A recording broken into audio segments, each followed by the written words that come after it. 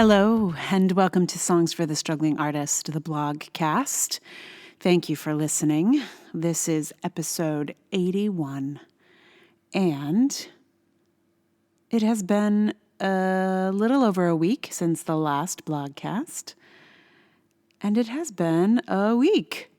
For those of you who are in my Facebook orbit, you might have a sense of why this week has been particularly unsettling. And if you're not in my Facebook orbit, no problem, because there will be a blog. It's just in process. So we'll get there in good time. So, meanwhile, it is Valentine's Day today, so happy Valentine's Day to those that celebrate. To those that would prefer not to, I hear ya. I have been enjoying pretending to be Cupid today. Because I have an album of love songs, covers that I recorded for the podcast. Thank you all so much. I have been sending various and sundry songs to people basically as Valentines. So people have ordered a song, and then I send their loved one a Valentine on their behalf, which is kind of sweet to sort of be in the in-between state between two people who love each other. For, whatever reason, it doesn't have to be romantic, right? It just to be able to be a kind of witness to the way people can be with each other in a loving way is kind of awesome. Just to get a hint of what an inside joke in their relationship might be, or how they talk to each other. Anyway, it's a kind of a sweet adventure. And I dressed up. Took a photo. I hate photos generally, but I just was like, I think this is a time to make a photo. So I made a photo with the help of my partner in crime. And, it was actually, it's it's fun. It's fun. It's fun to dress up, right? It's fun to it feels a little bit like making theater, but at home. So it's really only a handful of people at this point, but it's a sweet handful. Really, it's nice. So today's blog is about when people get a little not so nice. This is about what I've noticed happening in Facebook groups. It's a thing. It's like a trend, and it feels almost predictable. Like I know it's going to happen. So you'll hear. I think I say it in the blog, but I'll read that to you, and I'll see you on the other side. This is called "Is It More Than 1,000?" A podcast I'm a fan of had a Facebook group. And on the show, they were often talking about what a lovely group it was and how the people on it were the best. So I joined it. It was a place where women asked each other questions, where they vented about sexism they ran into and shared stories. It was a feminist space where you could sensibly participate in a conversation about vibrators without batting an eye. It was pretty cool. As the podcast became more popular, the group got bigger. And slowly but surely, the group became more and more contentious until eventually they shut the whole thing down. A lot of people were shocked, but I could see it coming from a mile away. While many mourned the dissolution of their safe space, I'd known from the beginning that no space is truly safe on social media. I know enough about the way these companies operate to know that anything I post could become public. That anything I post is really Facebook's property, not mine. Sometimes these kinds of groups are fun, but they're never truly safe. The skepticism may be a property of my Gen X identity. And something I've noticed about online spaces is that the bigger the group, the less civil people become. I don't know what the civility threshold is on a Facebook group, but I suspect it's somewhere around 1,000 people. Once it gets bigger, somehow someone is always going to be offended, and then pile-ons ensue. It doesn't have to be about anything in particular. It could be something small. But after 1,000 people are in the room, it's bound to happen.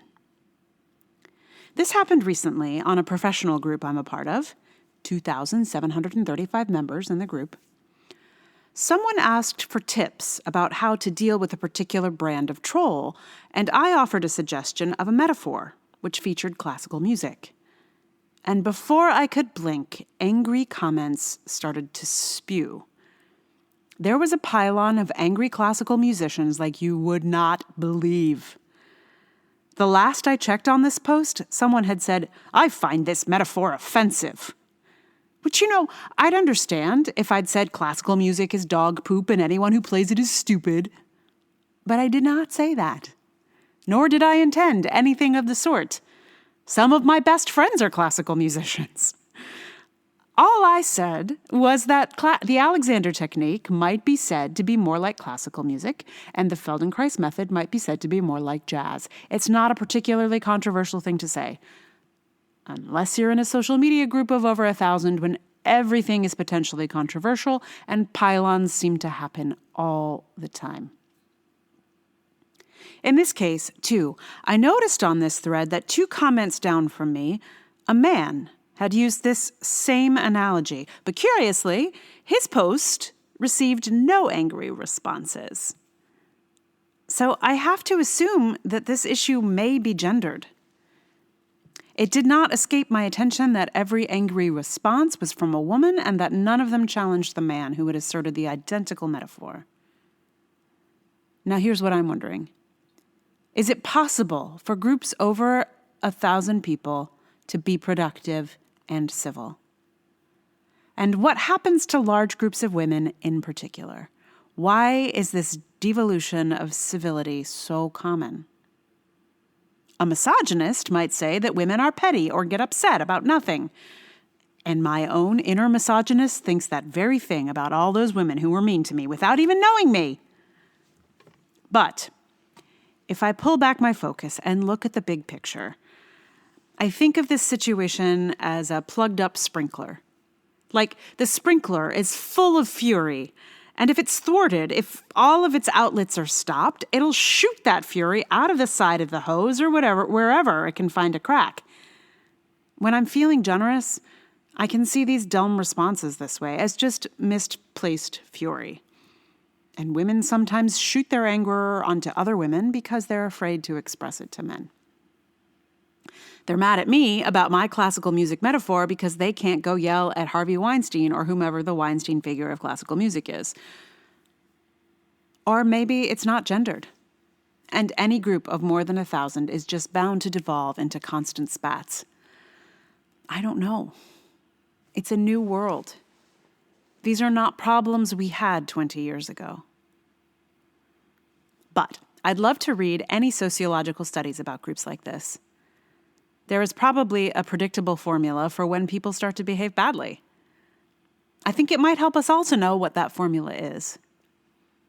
As for me, since I get knots in my stomach in response to conflict, I've just unfollowed pretty much every large group I've been a part of, and I breathe a lot more easily now. Yeah, folks, I do not enjoy people being mad at me. That is a thing. I mean, I'm guessing no one loves it. Although I know I do know people who enjoy a spat, they find it energizing to engage in debate or arguments, and boy, do I not, not at all. So I'm avoiding most of the Facebook groups. I did risk it and put a comment on a fairly populous playwrights group the other day. And it was fine. It was fine. So, sometimes it doesn't weirdly devolve, but sometimes it does. So for my podcast recommendation to you today, it's a new podcast, really brand new. It just started.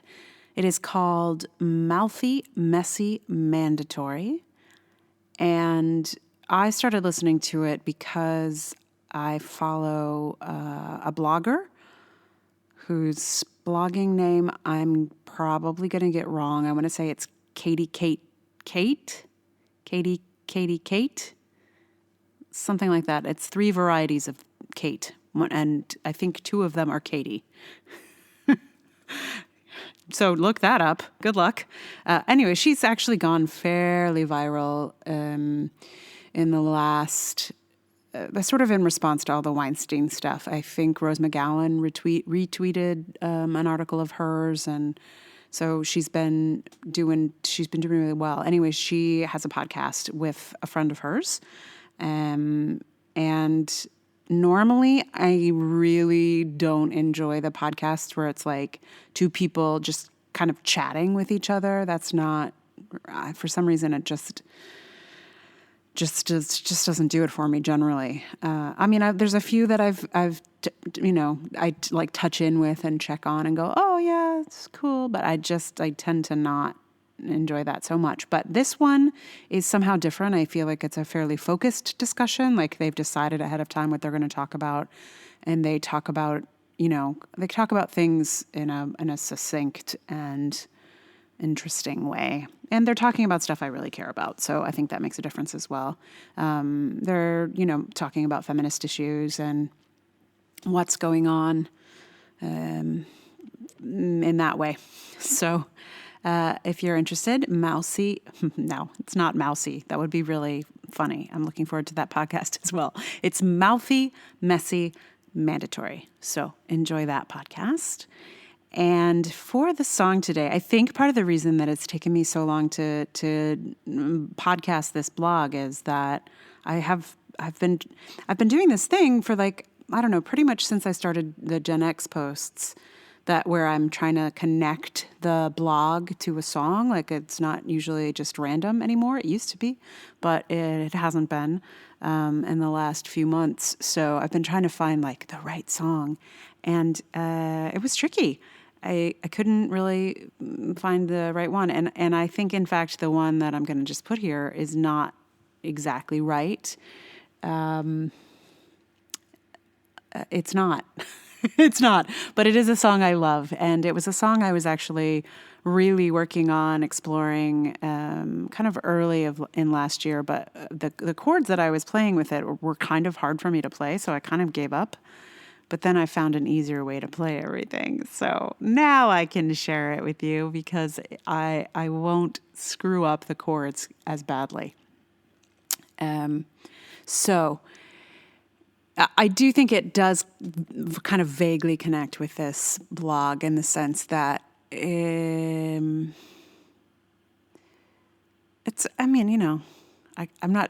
fact, I actually don't have words for why I feel like it's of a piece. Maybe you'll listen to it and you'll see if you feel like it's connected. Maybe not. So the song is Now We're Getting Somewhere by Crowded House, who, again, are another band, group, songwriters that I have really called upon, returned to, feel incredibly grateful for in the last year and a half or so. So here is Now We're Getting Somewhere.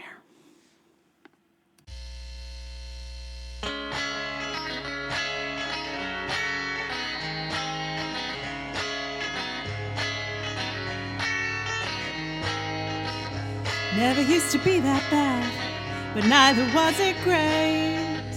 Somewhere in the middle there, content and much to say. Oh, tell me please why it takes so long to realize when there's something wrong. Well, lay me out with your heart. Now we're getting somewhere. Push me back to the start. Now we're getting somewhere. Take me out, let me breathe. And now we're getting somewhere. When I'm with you, I don't care where it is I'm falling. There's money in the Bible Belt, hugs for daddy too, 3 wishes for eternity. We got some work to do. Oh, tell me please, tell me what went wrong.